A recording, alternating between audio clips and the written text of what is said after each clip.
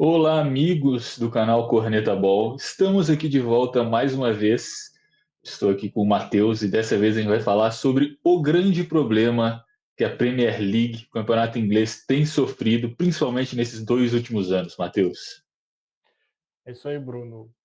O sonho de times da segunda divisão de poder disputar a Premier League, de ganhar o bilhete dourado, de receber a cota de televisão, receber grandes investimentos, acabou que está virando um inferno para os times que estão subindo para a Premier League porque estão batendo e voltando logo de cara.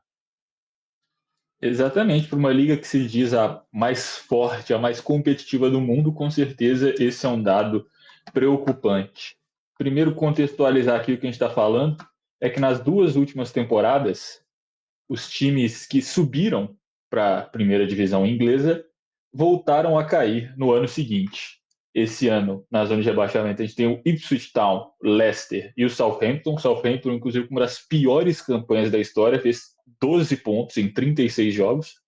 E o Ipswich Town, que é o 18º, o primeiro time a ser rebaixado, está a 16 pontos do Tottenham, que é o 17º, que é o primeiro time de fora da zona. Então, foram rebaixados com uma quantidade recorde de rodadas de antecedência, de uma forma que não conseguiram competir.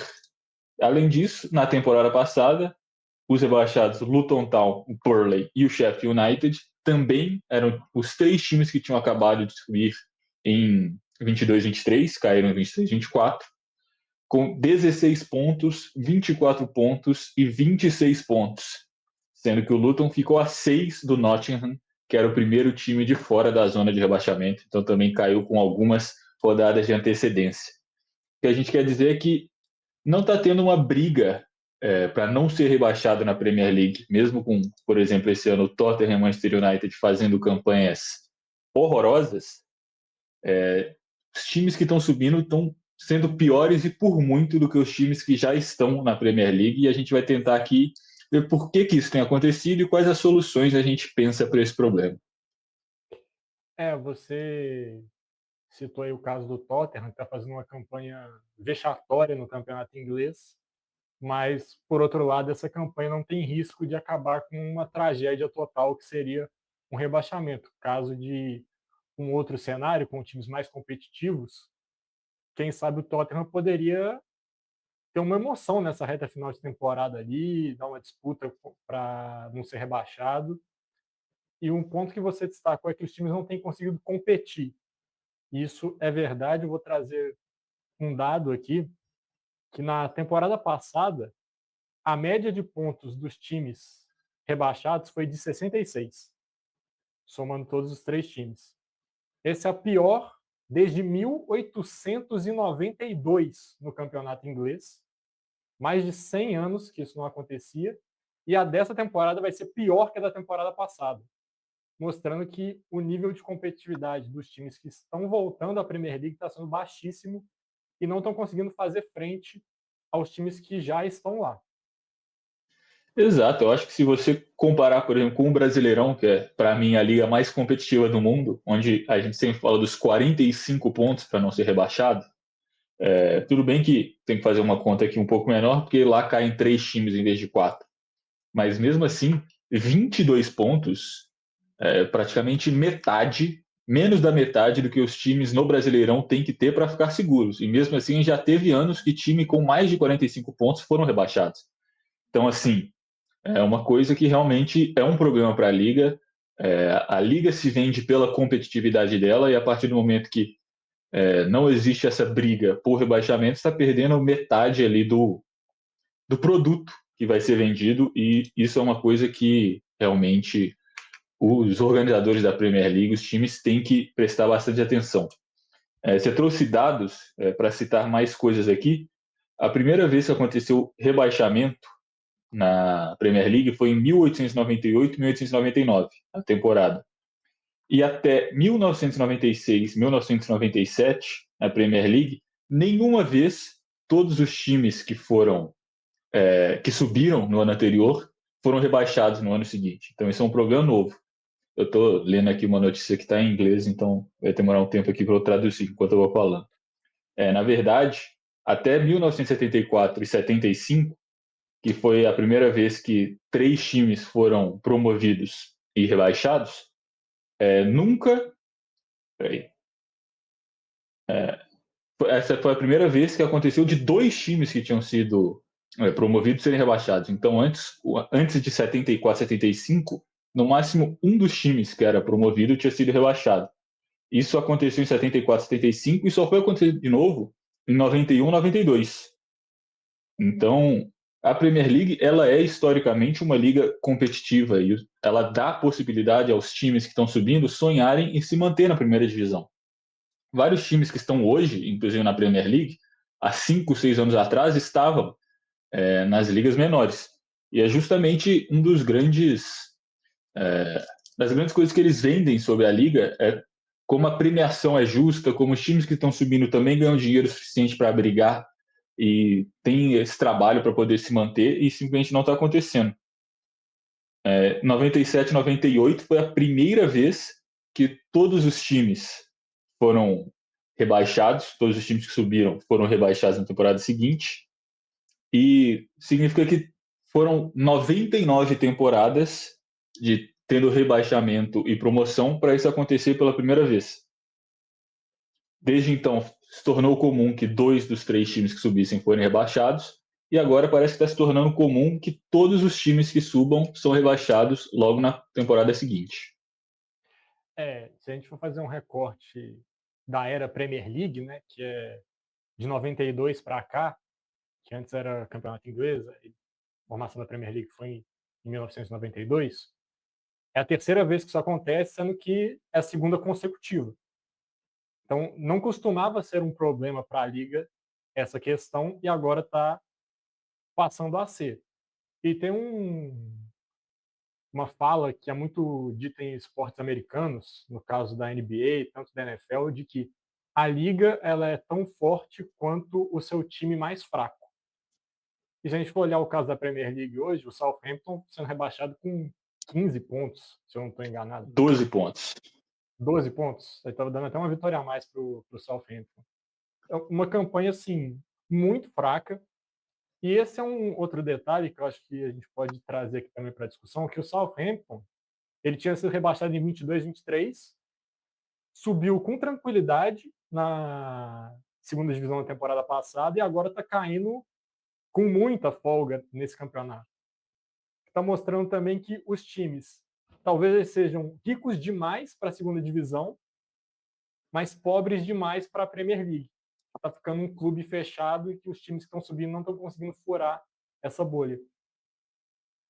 Exatamente. E eu acho que com a comercialização da Premier League aumentando cada vez mais a cada temporada, os times que se mantêm mais tempo, eles estão ficando cada vez mais ricos. Então esse problema é uma tendência que vem acontecendo. Igual eu falei antes, era comum cair um time dos três que tinham subido. Aí, a partir da década de 90, o comum ficou dois times, é o que mais tinha acontecido. E agora, parece que a gente está caminhando para ser comum caírem os três times. Para você ter uma ideia, em 93, 94, a média de pontos dos times rebaixados foi 44 pontos. Desde então, o gráfico ele tem algumas subidas e descidas, mas ele vai se mantendo aqui entre 30 e 40 pontos, na maioria das vezes. Inclusive, na temporada 22, 23, foi 30 pontos. Depois, 23, 24, a gente foi para 20 e poucos pontos, e agora a gente tem 18,7 pontos. Então, a queda nessas duas últimas temporadas é vertiginosa, assim. É uma coisa que o gráfico ele já vai desenhando, mas que ele estava assim e indo caindo um pouco. Nessas duas últimas temporadas, ele foi direto para baixo. E aí cabe a discussão de o que leva a ter essa queda tão grande dos times que sobem. Será que é falta de dinheiro? Porque se a gente for fazer uma comparação, o último colocado da Premier League recebe mais dinheiro do que muitos campeões em outras ligas europeias. Aí pode fazer aquele pensamento: não, então esses times têm dinheiro, o problema não é esse. Só que, se você recebe muito dinheiro em um lugar onde todos recebem muito dinheiro, essa grana acaba sendo meio que relativa, porque você tem muito dinheiro perto de outras pessoas que têm mais.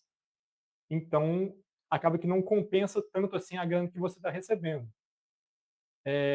Só para trazer mais informações aqui, eu fiz um levantamento sobre investimento em contratações dos times que subiram nas últimas 2 temporadas para a Premier League e ver como que eles gastaram esse dinheiro. O Burnley, que foi rebaixado na temporada passada, inclusive subiu nessa, vai disputar a Premier League de novo ano que vem, gastou 97 milhões de libras para reforçar o seu elenco na temporada 23-24. O Sheffield gastou 56,7 milhões. E o Luton Town gastou 20 milhões.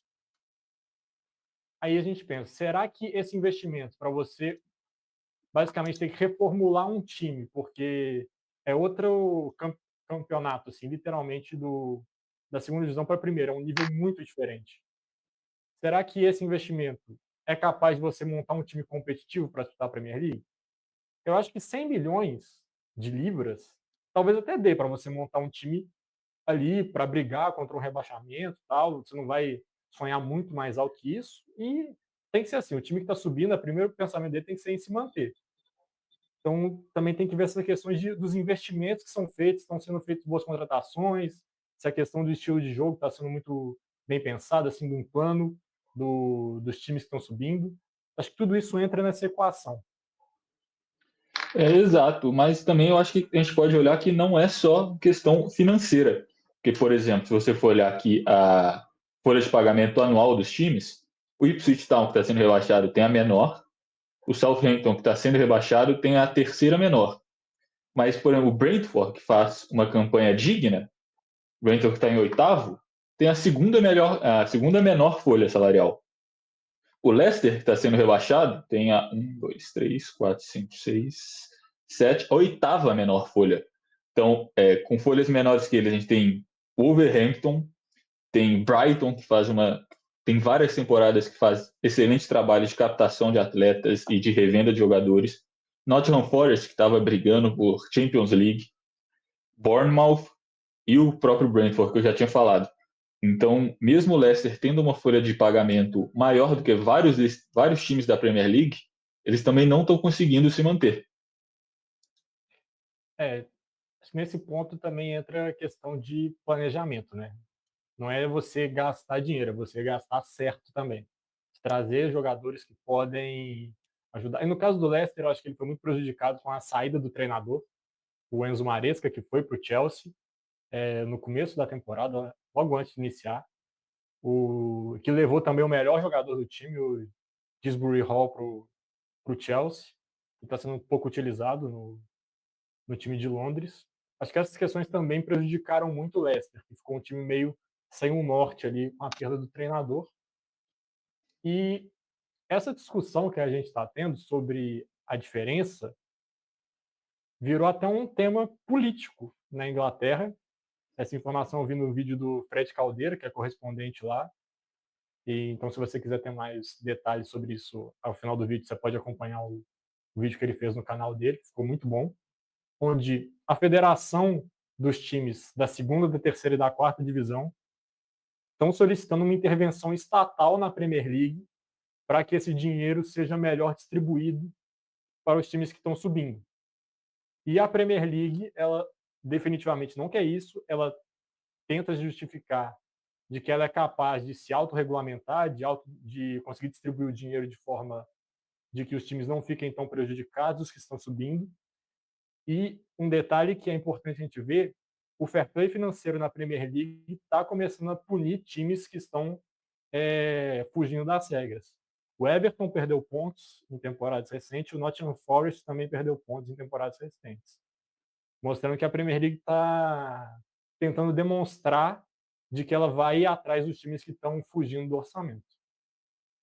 Mas, ao mesmo tempo que essa regulamentação, eu acho que seria uma saída válida, eu acho que a gente tem que pensar também que o futebol ele é um ecossistema aberto. Não é como, por exemplo, NBA, NFL e outros esportes, americanos principalmente, que é um sistema de franquias que é fechado, que eles jogam só contra eles, não tem rebaixamento, não tem nada, onde existem várias medidas para regulamentar os times. Você tem teto salarial, você tem o próprio draft, que faz com que exista esse ciclo de times bons e times ruins. Você tem um salário máximo que cada jogador pode receber, e o teto salarial é um salário máximo que todos os jogadores, o salário de todos os jogadores somados tem que atingir até um certo limite. No futebol não tem como fazer isso, porque o futebol ele é global. O mercado do futebol inglês ele também está conectado com o mercado de futebol espanhol, mercado de futebol brasileiro, mercado de futebol italiano, francês, alemão. Entende? Se você limitar muito o quantos jogadores podem ganhar na Inglaterra, vai acabar que vai acontecer que esses jogadores vão sair da Inglaterra.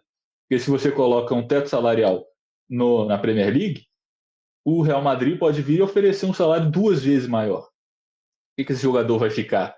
Fora de que, mesmo se alguns jogadores ficarem, quão capazes vão ser os clubes ingleses de competir a nível europeu? Porque vale a gente lembrar que os times ingleses tiveram alguns bons resultados na Champions League recentemente, mas está longe de ter uma dominância a nível de primeiro escalão do futebol europeu. Então, você limitar os principais times também não é interessante para o campeonato, no sentido que a competição internacional também é interessante para a promoção do produto deles.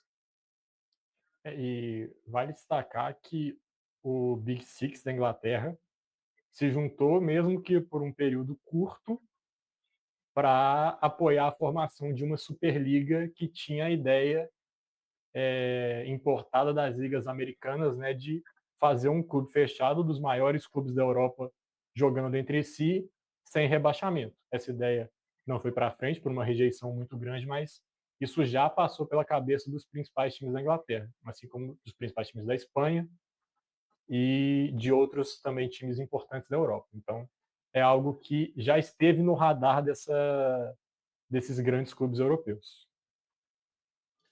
Então, eu acho que a gente pode falar, pelo menos na minha opinião, que o principal problema aqui é a diferença de nível da primeira divisão para a segunda divisão. Realmente é uma diferença muito grande e eu acho que isso tem alguns fatores. Primeiro, igual a gente falou, é a questão financeira. Os times do primeiro escalão, principalmente ali, o Big Six e outros times que estão se mantendo há muito tempo na Premier League, eles têm um poderio financeiro muito maior do que os times que estão na segunda divisão, seja por premiação acumulada, por donos mais ricos, maior patrocinador, ganha mais dinheiro de prêmio, enfim. Outro ponto também que eu acho interessante colocar, diferente, por exemplo, do Brasil nesse quesito, é a quantidade limitada de atletas à disposição.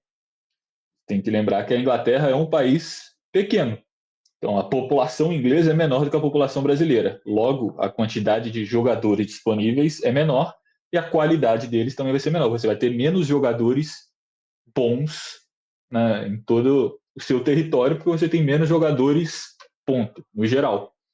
Então, essa limitação também faz você ter uma valorização do jogador mediano para bom, porque eles são mais escassos. E o que sobra para os times da segunda e terceira divisão são jogadores de menor qualidade.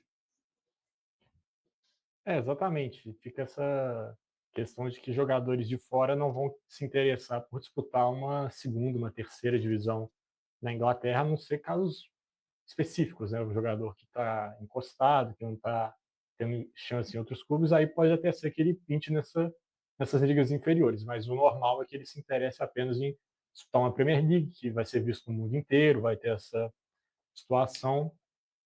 E para mim eu acho que a Premier League deve ficar com os olhos bem abertos para o que vai acontecer na próxima temporada. Eu não acho que é caso já de haver algum tipo de mudança em termos de distribuição de dinheiro, quem sabe acrescentar um time a mais para ser rebaixado. Eu acho que não é caso da Premier League pensar nisso agora. Mas se voltar a acontecer na temporada que vem, dos 3 times que estão subindo forem rebaixados com tanta facilidade como foram nos 2 últimos casos, eu pensaria sim em mudar alguma coisa para tentar equilibrar essa balança aí. E só trazer aqui uns dados dos times que estão disputando para subir. O Leeds e o Burnley já confirmaram acesso para a Premier League da próxima temporada. E a última vez que o Leeds disputou a primeira divisão foi em 22-23 e o Burnley foi em 23-24, temporada passada. Estão na final dos playoffs o Sheffield United e o Sunderland. O Sheffield disputou a Premier League também na temporada passada, voltou para a segunda divisão e já tem chance de voltar a subir. E o Sunderland não disputa a Premier League desde de 16-17. Ele ficou muito tempo nas divisões inferiores, foi até rebaixado para a terceira, voltou para a segunda, e está tendo a chance de retornar à Premier League agora. Me chamou a atenção de que os times têm pouca duração na segunda divisão, os times que caem da Premier League, eles conseguem voltar muito rápido. Exato, isso volta ao que a gente falou da premiação, né? Porque se você for olhar, por exemplo, aqui, Sheffield United foi o último colocado na Premier League passada, ganhou 109,7 milhões de libras de premiação. O Burnley ganhou 110,1 e o Luton ganhou 115,4. Foram os três rebaixados. São valores altíssimos para uma segunda divisão. É igual você falou, tem campeão europeu que não ganha essa quantidade. Então, acaba que cria-se uma bolha de times Premier League que ficam lá, não tem risco de rebaixamento. Tem uma bolha de times que ficam se revezando entre primeira divisão e segunda, sobe e desce, sobe e desce. E uma bolha de times ali na segunda divisão que tem dificuldade de competir para voltar à Premier League. Eu acho que esse é o cenário que parece que a gente está caminhando. Eu concordo com o que você falou, eu não acho que é momento ainda de intervir, mas já é sinal amarelo, já liga o alerta.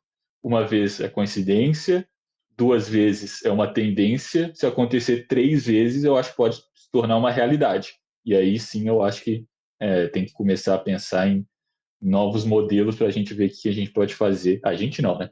O que eles podem fazer para mudar esse cenário. O que a gente pode fazer é comentar qual vai ser a ação que eles vão tomar, se a gente gostou, se a gente achou que não vai surtir um efeito. E você destacou muito bem essa questão da bolha. Alguns times até conseguem furar, né? O Ipswich, que não disputava a Premier League tinha bastante tempo, o Luton Town, disputou a Premier League temporada passada, e curiosamente foi rebaixado para a terceira divisão na Championship essa temporada. Então, nesse caso, o sonho virou um pesadelo duas vezes pior, porque o time vai ter que disputar a terceira divisão e vai ter que tentar remar para ver se volta a segunda e, quem sabe, disputar uma Premier League de novo. E aí, para fechar da minha parte, eu queria levantar uma discussão aqui de para esses times que não são tão tradicionais. Óbvio que caso um time muito grande seja rebaixado, ele vai querer voltar para a Premier League para tentar se manter nesse topo. Mas alguns times que não são tão fortes. Vou pegar aqui um caso de um Sheffield United. Será que a torcida fica tão feliz quando vê o time indo para a Premier League ser saco de pancada, perder todos os jogos, ou numa segunda divisão onde vê um time jogando bem, consegue desfrutar o futebol do time com boas vitórias, com boas colocações? Me ficou essa dúvida, porque o rebaixamento faz parte, mas você ser humilhado conforme, tipo assim, você conseguir empatar um jogo em casa contra um Tottenham, ser considerado vitória, eu não sei se fica tão legal assim para a imagem desses times. Exato, eu já vi esse mesmo debate, assim, uma teoria da conspiração que aconteceria a mesma coisa no Brasil, que alguns times preferem jogar a Série B, se manter ali no topo, do que tentar classificar para a Série A e depois ser humilhado. Existe até a teoria da conspiração que alguns times faziam boas campanhas e no finalzinho ali reduziam um pouco o ritmo para não acabar subindo e se manter. É melhor ser bom na Série B do que ruim na Série A. Eu acho que eu consigo enxergar um mundo em que isso seja uma realidade, sim. Eu acho que realmente é melhor você ser um time com o torcedor. Eu acho que é mais legal você ser um time que compete, que ganha, que perde, que tem emoção ao longo da temporada, vai levar mais pessoas ao estádio, do que um time que perde para todo mundo. 12 pontos em 36 rodadas, são 4 vitórias. Né? E no caso, 2 vitórias foi o que conseguiu nessa temporada, o último colocado da Premier League. Para o torcedor, isso é horrível. Sem dúvidas. Para o time, isso é ruim, porque fica feia a imagem do clube, passa a ser um clube visto como perdedor. A outra questão é a questão financeira, compensa muito você subir e ser rebaixado, você vai ganhar muito mais dinheiro. E eu acho que talvez para o torcedor assim, de um clube muito pequeno, seja charmoso ter essa experiência assim, a primeira vez que a gente vai para a Premier League, você recebe vários grandes times, grandes jogadores que você pode assistir no seu estádio, mas acontecendo uma vez, eu acho que é legal. Você ficar nessa gangorra, times que já foram grandes antes, ou times medianos, ficam nessa gangorra assim, sobe e desce, eu já acho que talvez o torcedor prefira mesmo ser a cabeça da cobra do que o rabo do dragão. Eu peguei o exemplo do Sheffield porque foi um time que disputou Premier League em temporadas anteriores, foi um time que até conseguiu se manter na primeira vez que subiu nos últimos anos. Não peguei um exemplo de um Ipswich, para citar, ou Luton Town, porque são times que não disputavam a primeira divisão tinha muito tempo. Então, tem essa parte que você falou, de ser legal você ver um grande jogador ir no seu estádio, jogar contra o seu time, você ter essa possibilidade. Um time que já teve essa experiência, que foi rebaixado de uma forma bem feia, fica essa questão para o torcedor. Acho que para o clube, para os jogadores, não. Eles têm que pensar em subir, disputar os grandes campeonatos, as principais ligas. E é isso. Para o torcedor, cabe esse questionamento lúdico, dá para dizer assim, de não, prefiro ver meu time ganhando num nível mais baixo, talvez seja o nível compatível com ele, do que dar um passo muito maior do que a perna. Então, é uma coisa que é interessante pensar. Porque no final das contas o torcedor vive de sonhos, né? O esporte competitivo ele vive de sonhos. Você sonha que você vai ganhar, você sonha que você vai ser campeão, sonha que seu time vai conseguir se manter na primeira divisão, o que quer que seja. A partir do momento que a chance do seu sonho de se tornar realidade é zero, começa a ficar um pouco mais difícil. Enquanto tiver esperança, o torcedor ainda vai acreditando, ele ainda sonha. Mas a partir do momento que a chance fica cada vez menor, também o torcedor também não é bobo de ficar sempre acreditando quando ele vê a chance, por exemplo, de seu time ser o próximo Brighton, que é um time que era um time de segunda divisão, conseguiu subir e fazer um projeto legal que se mantém e compete, ele vê essa chance sendo cada vez menor e a chance maior é você subir e ser saco de pancada. Então, para o torcedor, com certeza, isso não é legal. Também acho que fica esse questionamento para o torcedor, porque ver seu time sendo humilhado, nenhum torcedor gosta, ninguém fica contente com isso, mesmo que esteja tendo todo o glamour de disputar uma Premier League, por exemplo. Tem algum assunto aleatório? Porque eu pensei em um aqui, que ficou em voga nessa semana aqui nas redes sociais do mundo dos esportes. Pode trazer. Que, para quem não sabe, na NBA tem a loteria do draft, onde os times que não se classificam para os playoffs Roubado, são. roubado. Essa pergunta é roubada. Tem um sorteio para ver qual time fica em qual posição para escolher os jogadores que estão vindo da universidade.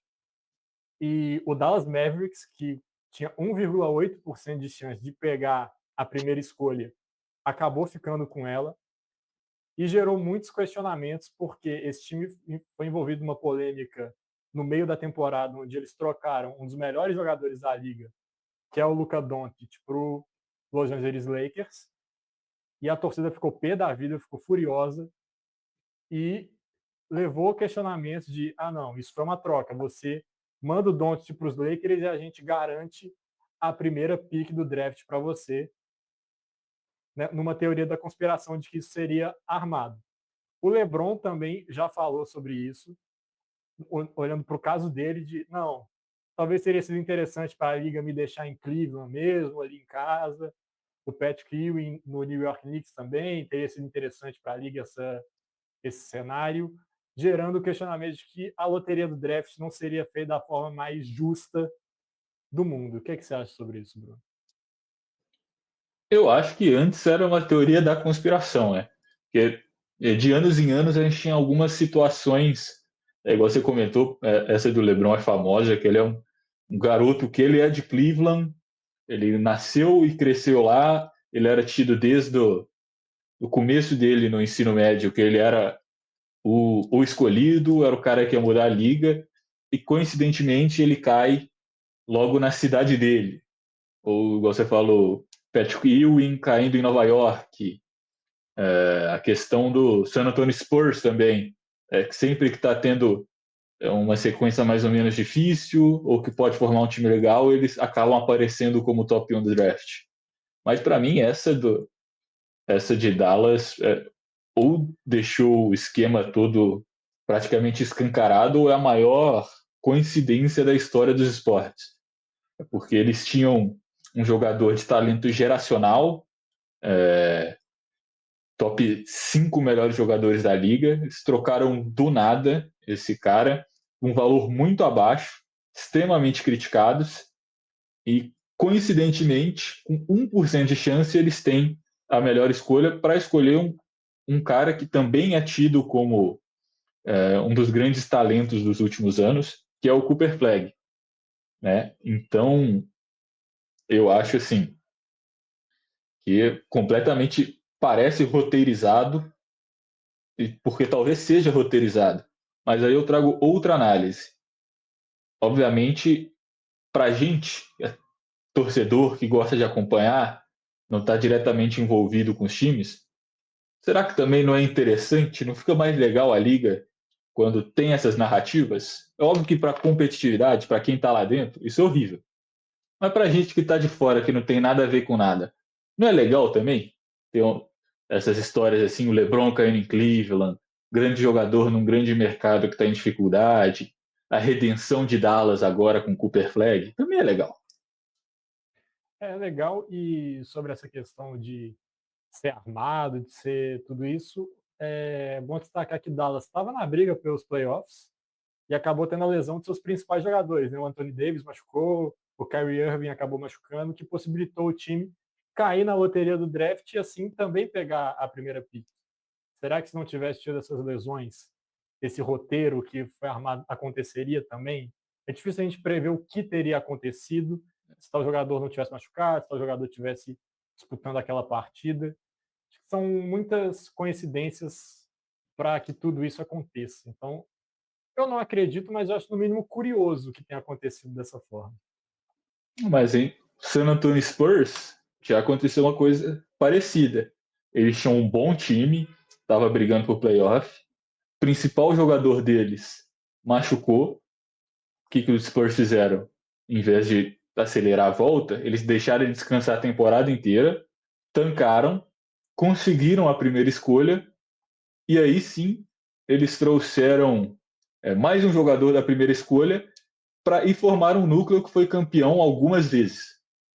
É, no caso, trouxeram o Tim Duncan, um dos maiores jogadores da história do basquete.